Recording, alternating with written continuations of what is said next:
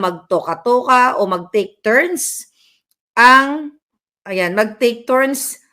mga kongresista para manawagan na ang term niya is traidorin si Inday o patalsikin o galitin para mag-resign si Inday ng tuluyan. Ito po ay palabas lamang ng gobyernong ito na kunyari walang problema si Marcos Jr. at si Inday, wala siyang problema kay Inday, pero ito ay utos nilang dalawang mag-asawang ulupong.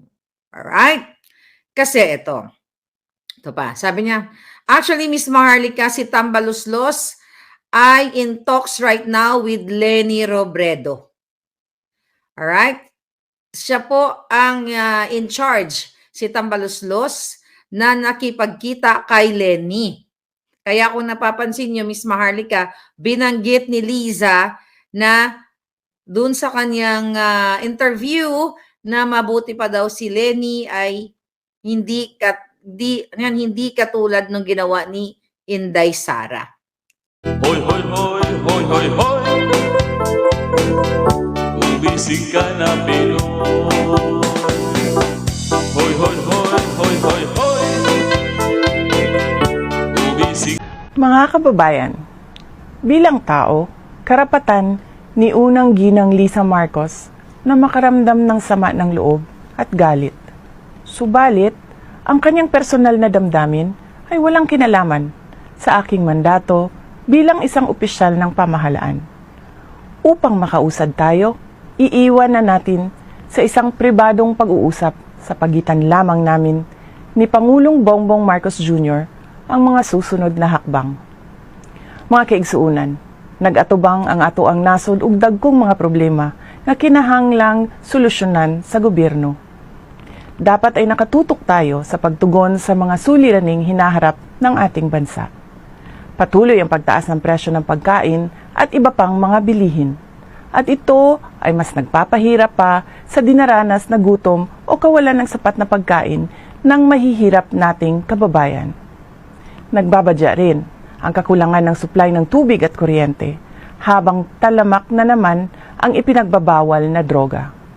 Samantala, hindi pa rin natatapos ang banta ng kriminalidad, terorismo at insurhensiya sa ating bansa. Kini ang mga butang na angay natong hatagan ug pagtagad. Unahin natin ang Pilipinas.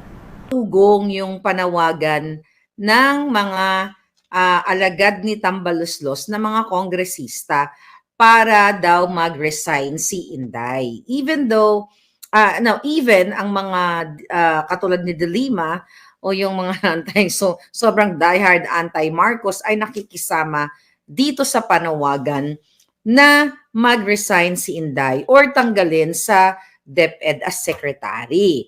You know what, mga kababayan, okay? May nakarating sa atin na impormasyon actually. Ito ay utos ni Lisa. Ito coming from Congress. Right. Okay. Na sinasabi dito sa atin ang puting ahas na ang ginagawa ni Marcos Jr. at ni Lisa Marcos ay coordinated. Kunyari po si First Lady, ayan, Lisa Tanas, pero Lisa na nakalagay dito.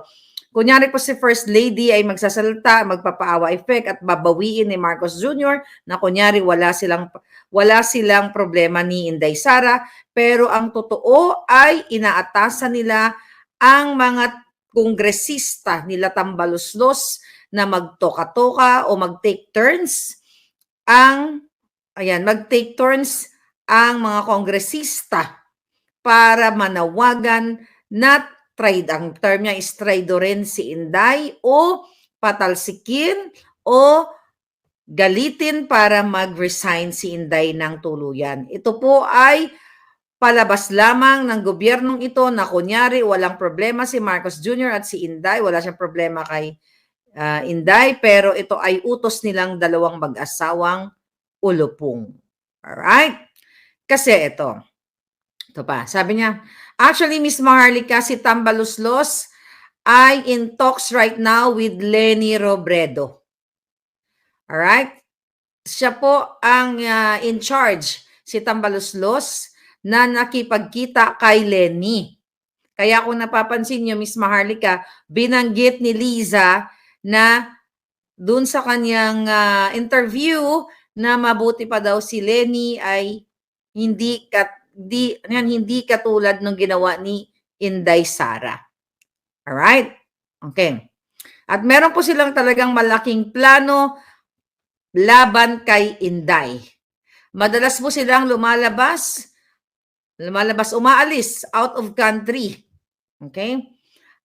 Kasama yung mga congressmen na kasabwat nila. Doon po sila nag-uusap sa labas ng bansa para pagplanuhan din si Inday at iba pang mga anomalya o aktibidades nila. Okay? Actually, sabi niya dito, okay, next week, no, ayan, sabi niya, teka lang, nawala yung message. Sabi niya, this week, aalis na naman po sila. Pag-uusapan nila, speaking kung saan to aalis. Pag-uusapan naman po sila ang plano nila, maliban sa pangangamkam, kundi paano patalsikin si Inday. Ito po ay may basbas lahat ni Lisa, ni Kuting, at ni Tambaloslos.